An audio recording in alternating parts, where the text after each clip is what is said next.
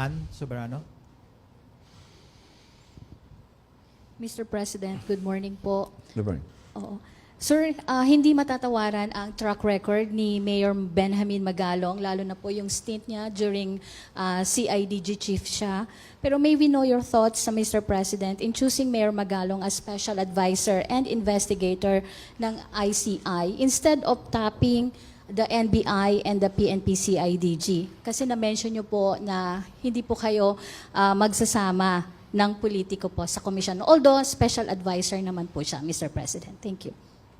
Because NBI and all of those are part of the government.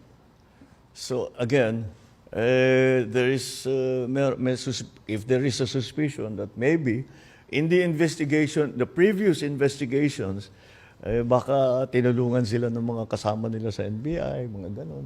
These things happen. So para matanggal na yung possibility na gano'n ang mangyari, wala talagang kasama kundi sila.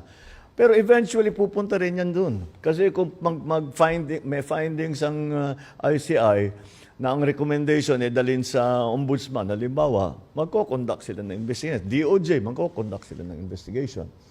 But of course, they will be able to take note of the investigation that was already conducted by the Independent Commission. And in that case, that